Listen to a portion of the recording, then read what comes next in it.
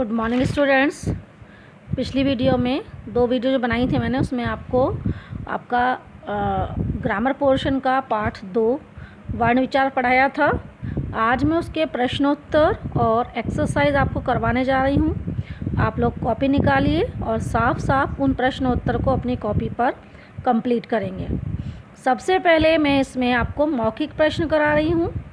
तो देखिए बच्चों, क्वेश्चन नंबर 1, वर्णों के व्यवस्थित व क्रमबद्ध समूह को क्या कहते हैं?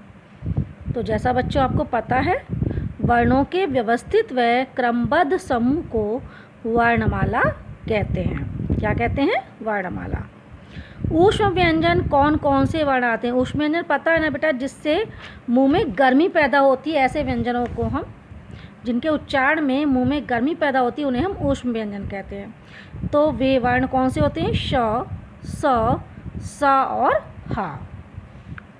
अब आपके लिखित प्रश्न है, वर्ण किसे कहते हैं? ठीक है, आपको पता है वर्ण जो होता है वो भाषा की सबसे छोटी इकाई होती है, उसके हम और ज़्यादा टुकड़े नहीं कर सकते। लेकिन यदि हम इसको परिभाषा के रूप में देखें तो ध्वनियों को लिखने के लिए, जो हम मुंह से ध्वनि निकालते हैं, उसको लिखने के लिए कुछ निश्चित चिन्हों का प्रयोग किया जाता है, जिन्हें हम वर्ण कहते हैं।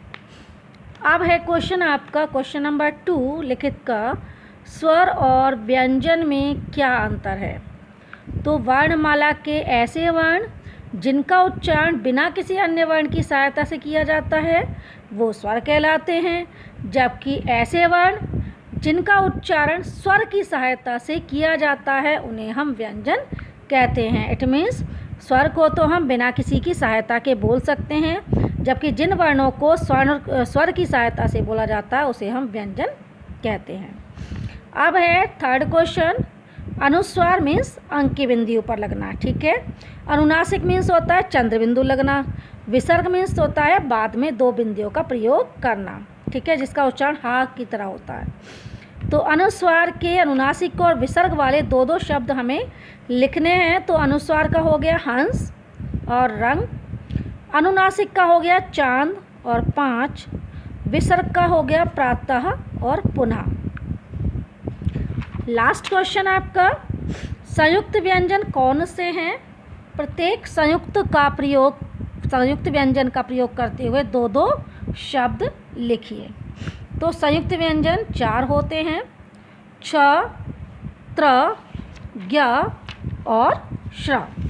अब इसके दो दो शब्द देखिए। छ से क्षत्रिय से बन गया आपका रक्ष और कक्षा, त्र से बन गया मित्र और पत्र, श्र से बन गया श्रम और श्रवण, ज्ञा से बन गया यज्ञ और ज्ञान। यदि बच्चों आपका कुछ छूटता है तो आप वीडियो से दोबारा देखेंगे और अपने वर्क को कंप्लीट करेंगे। जब स्कूल खुलेंगे तो मैं आपकी कॉपी, बुक, सारे कार्य को चेक करूंगी। अब इसकी एक्सरसाइज देखिए। ठीक है, तो क्वेश्चन नंबर 1 और 2 जो था एक्सरसाइज में, वो तो आपके क्वेश्चन आंसर थे, वो मैंने करवा दिया आपके। अब है 3, इसमें देखिए, निम्नलिखित शब्दों के वर्णों को अलग अलग करके लिखिए। ठीक है, जैसा मैंने आपको बताया था कि व्यंजन कब बनता है पूरा, जब उसके साथ कोई ना कोई स्वर जुड़ जाता है। अब वर्ड है आपका पालक। तो जो आपका पा वर्ड है वो पा किससे मिलकर बना? पे प्लस आ। जब हलंत लगा होता है वर्ण के नीचे, व्यंजन के नीचे, तो वो आधा माना जाता है। जब स्वर लग जाता है तभी वो पूरा वर्ण बनता है। तो पा किससे मिलकर बना? पे प्लस आ। ले किससे मिलकर बना? ले प्लस आ। कै किससे मिलकर बना? कै प्लस आ। तो आपने देखा कि जो वर्ड पालक में लिखे हुए थे उन वर्ड के नीचे हमने हलंत का प्रयोग किया है। ठीक है, स्वर के नीचे हलंत का प्रयोग नहीं करते, व्यंजन के नीचे हम हलंत का प्रयोग करते हैं। सेम एज सेकंड देखिए, कमीज, क प्लस आ, मा प्लस ई क्योंकि बड़ी की मात्रा लगी हुई है, जा प्लस आ, क्या हो गया? कमीज।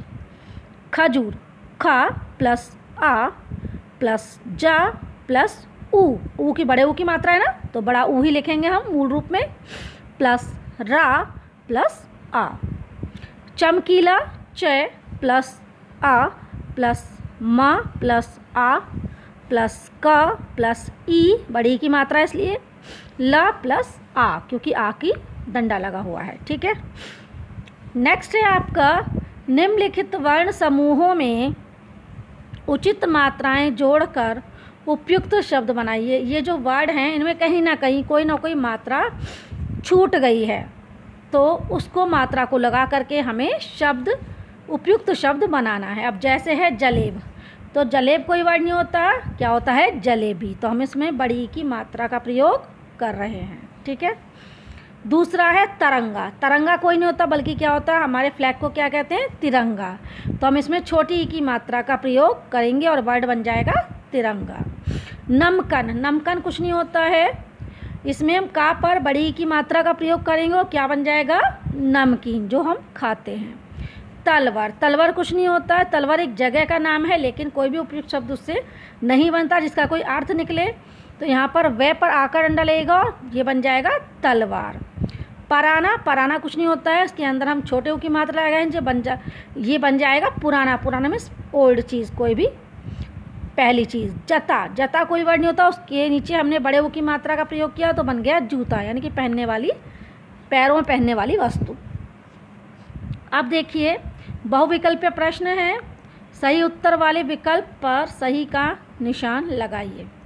भाषा की सबसे छोटी इकाई कहलाती है, अभी मैंने आपको समझाया था बच्चों, क्या बताई थी, शब्द, वर्ण, व्याकरण या वाक्य, क्या बताया था, वर्ण।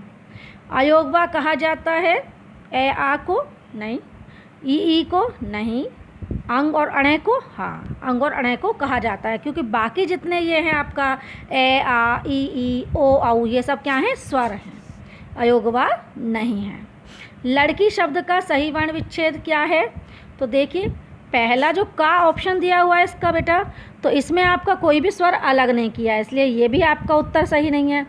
दूसरा जो दिया है इसमें भी आपका केवल ले का जो है तोड़ा है स्वर में, लेकिन कै को स्वर में नहीं तोड़ा है, इसलिए ये भी उत्तर सही नहीं है। तीसरा जो है इसमें इन्होंने ले को नहीं तोड़ा है स्वर के साथ, ठीक है, तो इसलिए ये भी करेक्ट नहीं है। सही आपका ये है क्योंकि ले प्लस ए बन गया ले, डे प्लस ए बना डे, के प्लस ई बना की, तो सही आंसर है आपका 4।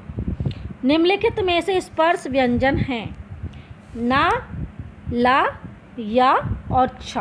देखो या और ला जो हैं वो तो आपके अंतस्थ व्यंजन हैं, छ जो है वो आपका संयुक्त व्यंजन है, इसलिए बचा क्या ऑप्शन आपका, ना, तो ना आपका स्पर्श व्यंजन है। ठीक है बच्चों, नेक्स्ट वीडियो में मैं आपका 3rd चैप्टर स्टार्ट करूँगी। तब तक के लिए आप लोगों को ध्यान से पढ़ना है और अपने सभी कार्य को पूरा करना है। Thank you, have a nice day.